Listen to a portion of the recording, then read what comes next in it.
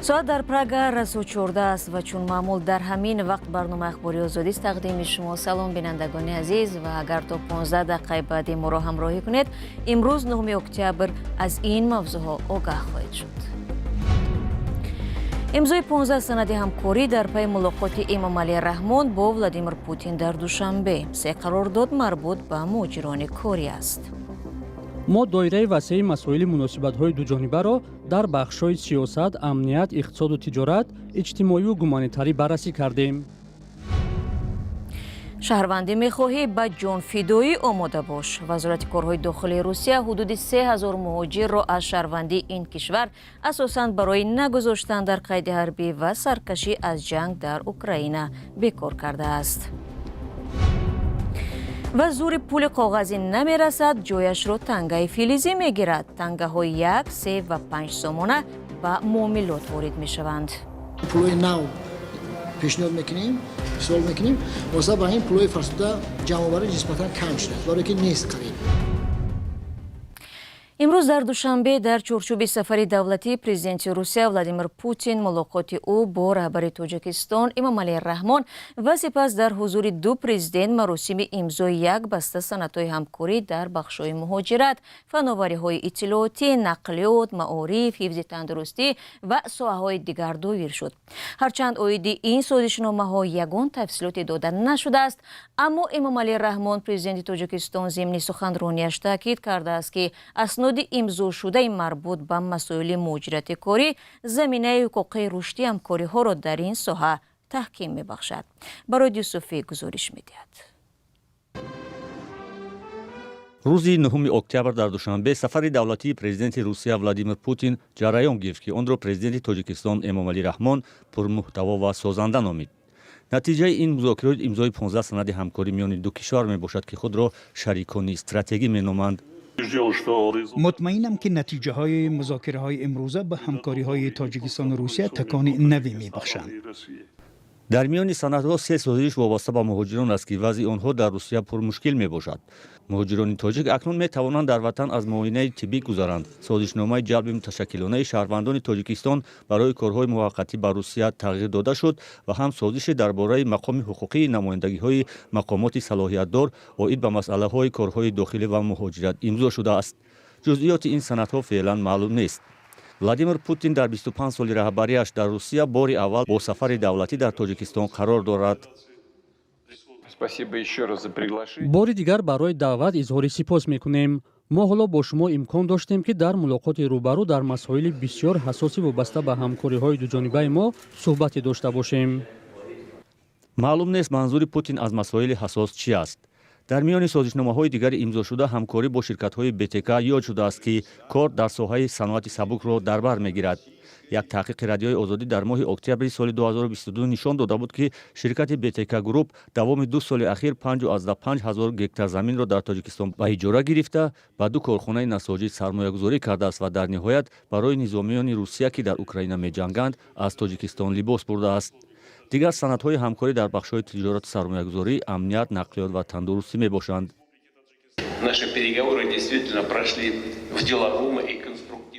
мулоқоти мо вобаста ба мазмуну натиҷаҳояш воқеан ҳам дар доираи корӣ ва созандагӣ сурат гирифт. ин 100% ба хислати муносибатҳои дӯстиву иттиҳодии миёни ду кишвар ҷавобгӯ аст. мо доираи васеи масоили муносибатҳои дуҷонибаро дар бахшҳои сиёсат, амният, иқтисоду тиҷорат, иҷтимоиву гуманитарӣ баррасӣ кардем.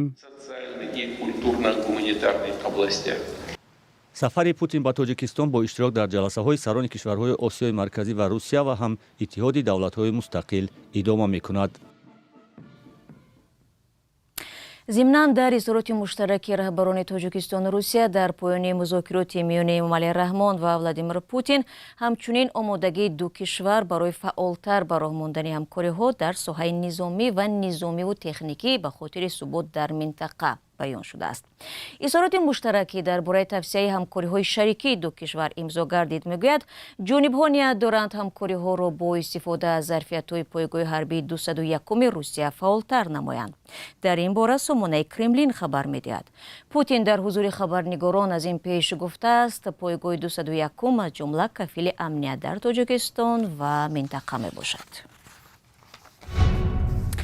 این بود بخش رسمی سفری دولتی ولادیمیر پوتین به دوشنبه و تبری همکارم براد یوسفی اشاره کرد. در ادامه زیارت رهبر روسیه از تاجیکستان، دیدار و گفتگوهای او در دوره ملاقات رهبران 5 کشور آسیای مرکزی و روسیه و همچنان شرکتش در نشست سران کشورهای مشترک المنافع پیش بینی شده است. اصلا ملاقات های پنجم یک این دومین نشست است. بار اول چنین همایش 3 سال پیش در قزاقستان دایر شده بود و در آن امامعلی رحمان از حاضرین طلب کرده بود که به کشورهای آسیای مرکزی احترام گذاشته شود. موضوع را خیرامان بقازاده ادامه می‌دهد. امروز در پایتخت تاجیکستان ملاقات رهبران 5 کشور آسیای مرکزی و روسیه جریان دارد که در آن همکاری‌های اقتصادی با روسیه و وضعیت در افغانستان و خاورمیانه بررسی می شود. بعد آن رهبران ارمنستان، آذربایجان و بلاروس به مجلس همراه شده جلسه رهبران اتحاد دولت‌های مشترک المنافع برپا خواهد شد. در دوام 3.5 سال اخیر سفرهای پوتین به خارجه محدود شده است، زیرا دادگاه بین المللی جنایی با اشاره به اخراج کودکان از مناطق مختلف اوکراین امر بازداشت او را صادر کرده است. ضمناً یک دعوت اخیر سازمان دیدبان حقوق بشر از تاجیکستان برای بازداشت شدن پوتین نادیده گرفته شد. سالهای اخیر روسیه در فکر رشد روابط با همسایه‌های آسیایی‌اش، کشورهای آسیای مرکزی، چین و کره شمالی می باشد. سربازان رژیم پخینیان حتی در جنگ اوکراین اشتراک کردند. شارح خبرگزاری فرانس پرس بر این نظر است که توسط نشست‌های منطقوی پوتین می‌خواهد خود را همچون حامی نظم و ثبات جمهوری‌های سابق شوروی و کفیل در حل نزاع‌های مرزی و داخلی نشان دهد.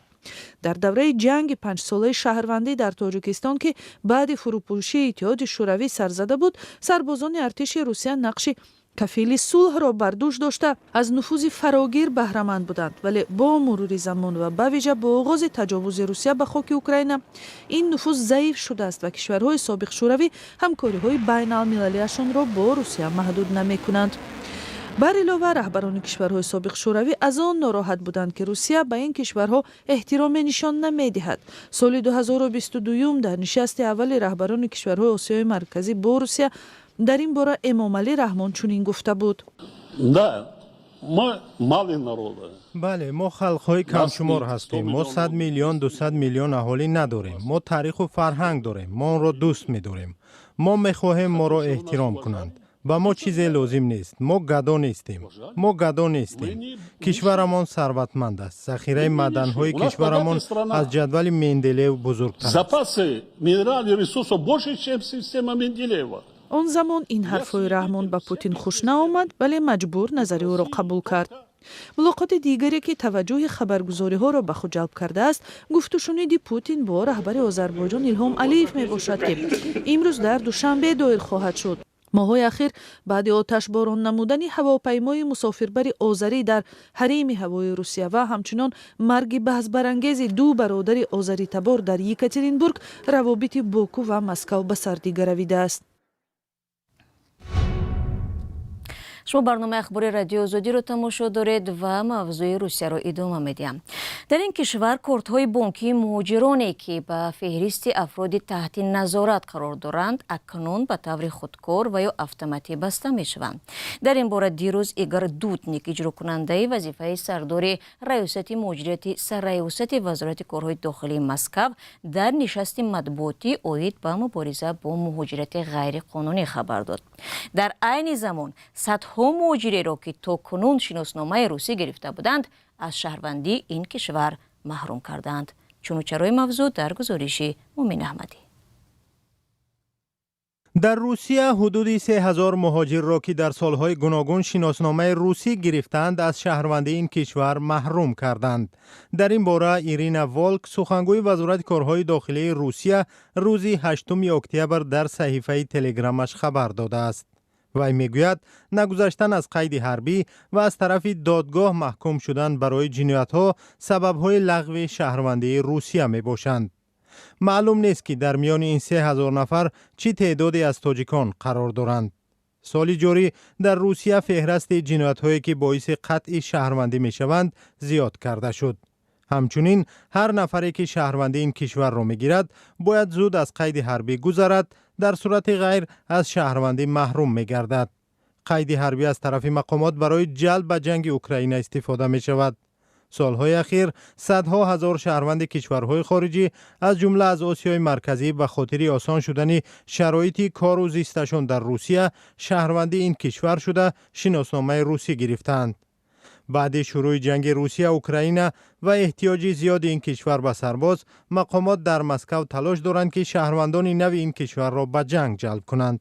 مقامات روس میگویند این شهروندان نو روسیه باید پیش از همه آماده باشند که به جنگ رفته صداقت خود را به این دولت نشان دهند. در صورت سرکشی آنها از شهروندی محروم کرده می شوند.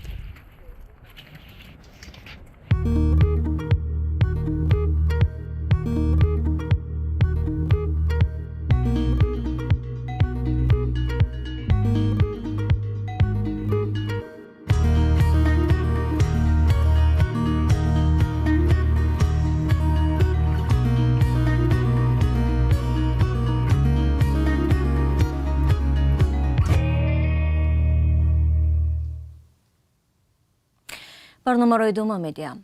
зоҳиран барои пулҳои коғазӣ 1, 3 ва 5 сомона дар Тоҷикистон рӯзҳои башуморӣ дар муомилот буданашон аст. зеро ҷои ин пулҳои аксаран фарсударо акнун тангаҳои филизӣ хоҳанд гирифт. дар ним соли ахир танҳо шӯъбаи бонки миллии минтақаи Кӯлоб миллионҳо сомони ин гуна пулҳои кӯҳнаро ҷамъ овардааст. маҳмудҷон раҳматзода дар ин бора маълумоти бештар дорад. این پولهای فرسوده و کاغذی شاید آخرین بار معامله می شوند و دیگر تاجران برای بقیه آنها را به کسی نمی دهند. ظاهراً 1 سومونه و 3 سومونه و 5 سومونه کاغذی در دست تاجران به آخرین مرحله موجودیت خود می رسند. تاجران آنها را به بانک ملی می سپارند و به جایشان تنگه های فلزی می گیرند که حالا معاملاتشان معمول است. با مقدار 30 سوم، 40 سوم، 50 سوم هر در امانت بانک همونجا ما داریم. وقتی سپردن مبلغ را برده به امانت بانک میسپریم. این فروشنده میگوید پولهای کاغذی 1، 3 و 5 سومونه خیلی کم وارد بازار میشوند. آنهایی هم که وارد بازار میشوند فرسوده و دریده اند.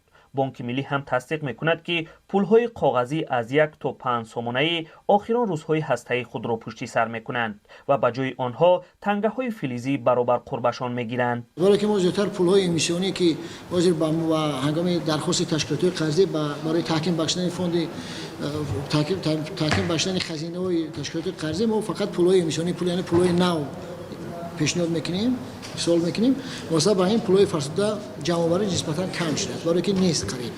نماینده بانک ملی در منطقه کلوب در نیم سال بیش از 6 میلیون سومونی پولهای فرسوده را از مردم گرفته و جایشان تنگه های فلزی داده است. آماری که به گفته بانکداران نسبت به سالهای پیش خیلی کم است. همه تنگه شدن، با جای تنگه برآمدن پولهای قاضی خردترینش 10 سومونه هست. و ما 10 سومونه یا 20 سومونه نو هم که داریم و هنگام درخواست تشکیلات قرضه با تشکیلات پیشنهاد میکنیم. تا 5 سال پیش ساکنان شکایت میکردند که پولهای کاغذی از همه بیش معامله شونده فرسوده و کهنه شده اند و بانک ها آنها را نمیگیرند. تنگه های فلزی 1، 3 و 5 سومونه وارد بازار شد و وضع تغییر کرد.